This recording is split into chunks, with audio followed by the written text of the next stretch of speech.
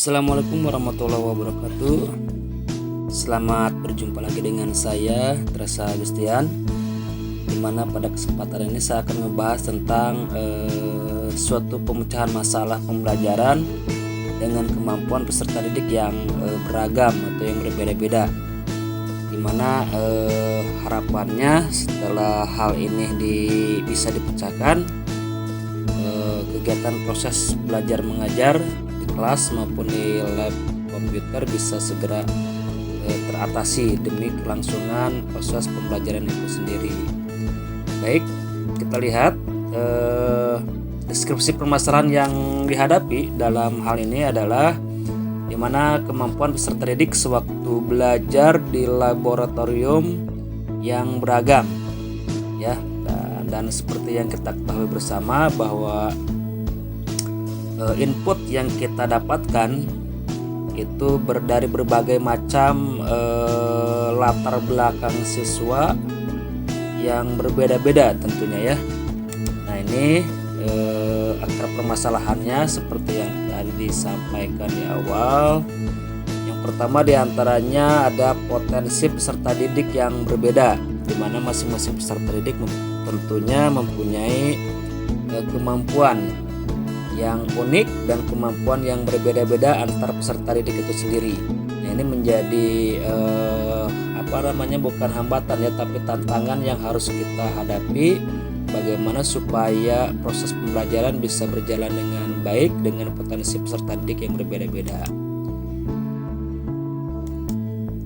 Nah, selanjutnya seperti tadi juga saya katakan, latar belakang peserta didik juga yang beragam, ya, di mana para peserta didik itu dengan latar belakang yang beragam, dari keluarga yang mungkin ada yang bisa dikatakan keluarga yang bisa memfasilitasi peserta siswanya atau anaknya dengan fasilitas pendidikan yang lengkap, ada juga yang biasa-biasa saja, sehingga mungkin secara tidak langsung itu bisa mendukung terhadap kegiatan belajar berlangsung khususnya di lab komputer. Nah, selanjutnya adalah karakter peserta didik yang beragam, ya. Dan yang terakhir adalah gaya belajar yang berbeda-beda di antara peserta didik itu sendiri.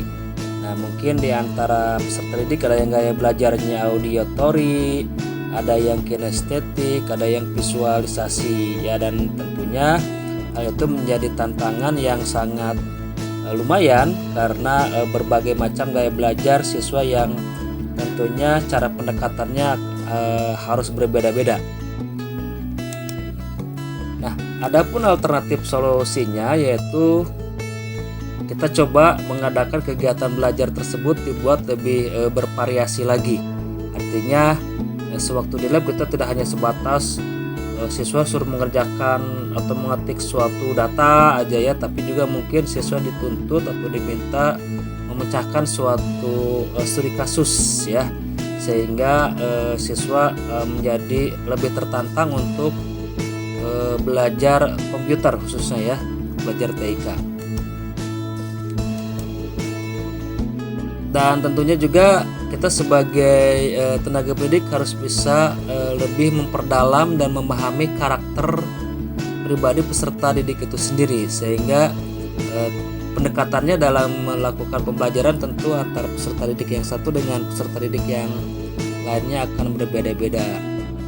Dan yang ketiga adalah menentukan metode apa yang pas untuk pembelajaran di laboratorium tersebut, ya, supaya kegiatan pembelajarannya lebih menyenangkan, lebih banyak diminati oleh peserta didik, dan siswa pun belajarnya lebih termotivasi.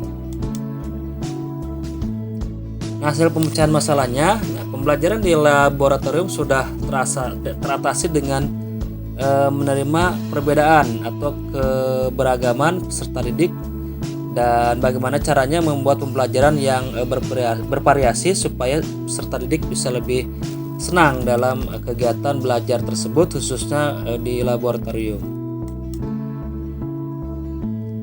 Nah, sumber rujukan solusinya tentu berdasarkan pengamatan di laboratorium komputer dan hasil diskusi dengan peserta didik supaya proses kegiatan pembelajaran di laboratorium itu bisa berjalan dengan baik, dan tentunya siswa atau peserta didik bisa lebih termotivasi lagi untuk terus memperdalam ilmu yang sedang mereka pelajari, khususnya sewaktu proses pembelajaran di laboratorium. Itu aja barangkali pemecahan masalah yang mungkin terjadi di sekolah kami atau juga mungkin di sekolah Bapak Ibu semua. Semoga bermanfaat. Terima kasih. Assalamualaikum warahmatullahi wabarakatuh.